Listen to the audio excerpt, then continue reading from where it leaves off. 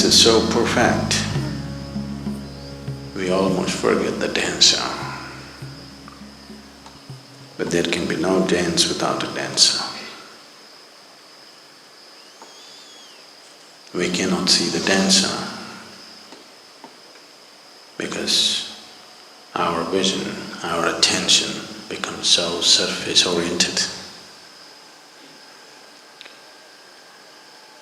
To identify the dancer in the dance, either you must get immersed in the dance, that you also become the dance,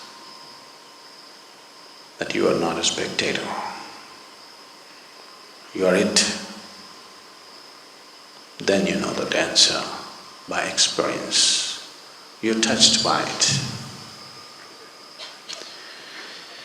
But if you not want to know the dancer in its full depth, in his full depth and dimension, you want to know the source of dance, that which is the basis of the act, then you must be able to pay absolute attention. In a way, staying away from the dance. These things look contradictory. On one level I'm saying you must plunge into the dance. Another level I'm saying you must be able to watch the dance with utmost intensity.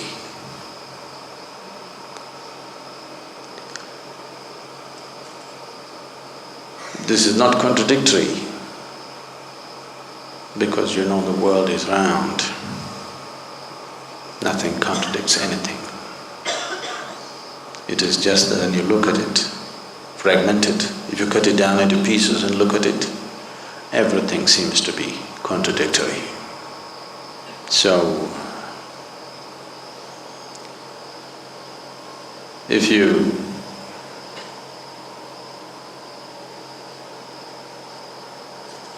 are here totally involved in the dance, totally involved in the act itself,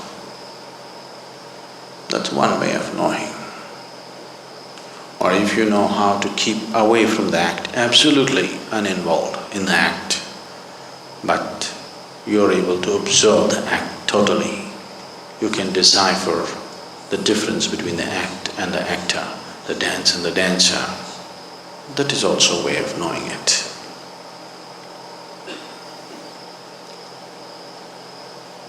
The second takes much more awareness, sharpness, intensity, maybe training too.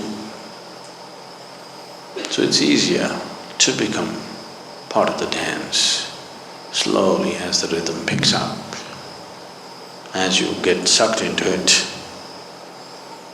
you suck deeper and deeper into it. One day you don't know which is you and which is the dance. Once you are a part of the dance, you cannot miss the presence of the dancer. It is just that we're inventing obstructions, hurdles and barriers where they don't exist.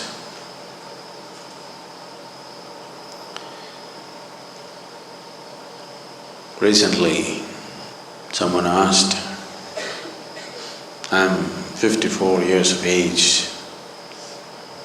You think that's a long time. And I have seen so many spiritual teachers, but I have never been drawn to anybody like you. I'm helplessly being drawn towards you. What is it that you got? So I said, I don't have anything that you don't have. It is just that all of us were given a seed that had the possibility of boundlessness. You are a very careful man.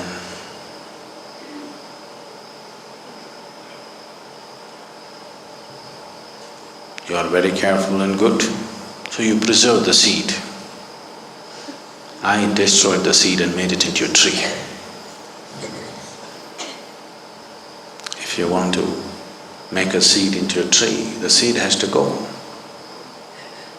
If you nurture the seed, it will become a tree. If you keep seed as a seed and walk around,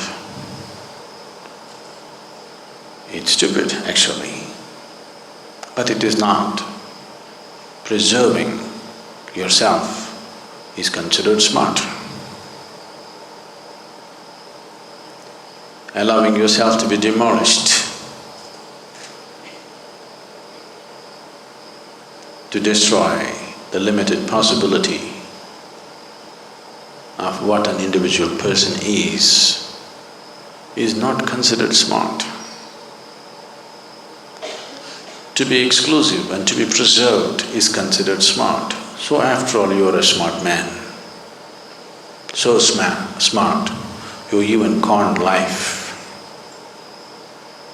Too smart. So once you become like this, there is no possibility of you being part of any act.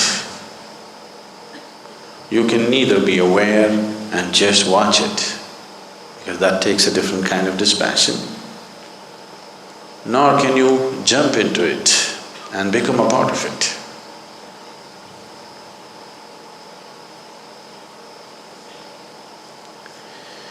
Once it happened,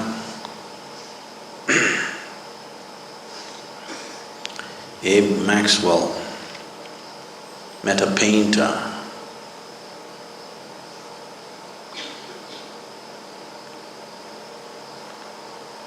whose name was Wolkowitz, and Wolkowitz was 73 years of age and just recently had been through an eye surgery.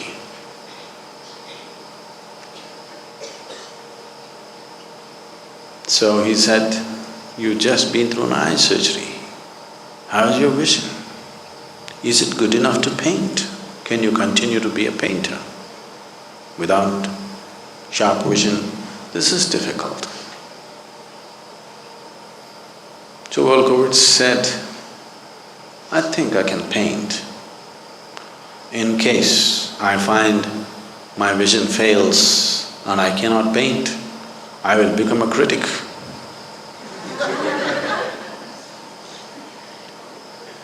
You can become an art critic if you can't see anything. So if you become a critic, you miss the whole act.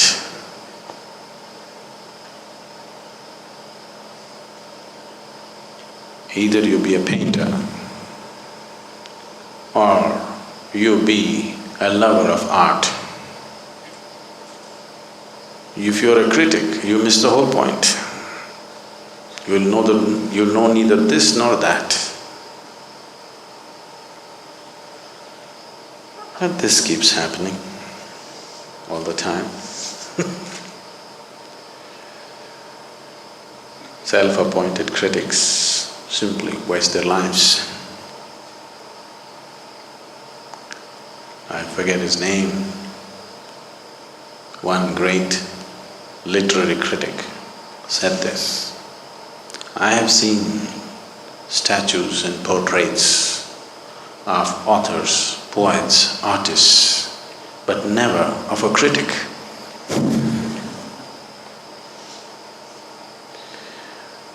Because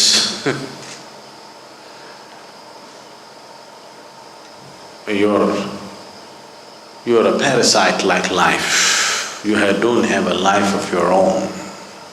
You thrive constantly looking and feeding on somebody else's life.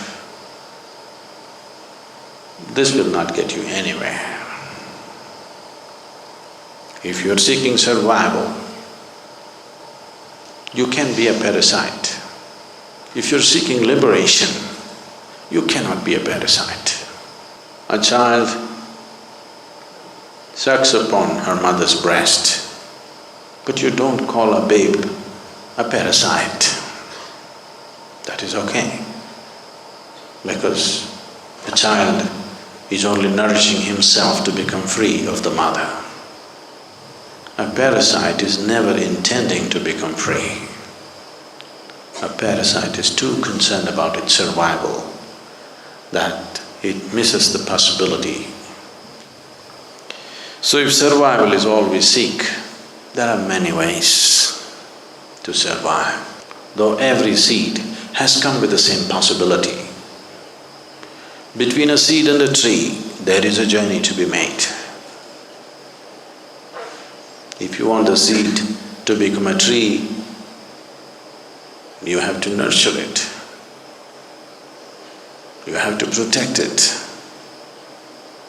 There are weeds that you have to take care of. There are too many weeds. Same silly weeds bothering humanity for 1,000,000 years. Still human beings haven't figured out how to handle these weeds. Simple things like anger, hatred, jealousy, fear, doubt, endless doubt. The same silly weeds have lasted too long because weeds don't need any nurturing. Weeds don't need any protection. Weeds don't need any cultivation, they just grow. But if you want a sacred seed to sprout and prosper, you have to weed the place, cultivate the land, manure it, and you have to make sure enough water and sunlight finds its way. If you're afraid of the harshness of the sunlight and avoid it, you will also avoid the life-nourishing warmth of the sunlight. In your enslavement to the instinct of self-preservation, you would like to avoid the sunlight, go stand in a shade, but you will miss the warmth of the life-nourishing light too. That which is the basis of life is also that which ends life.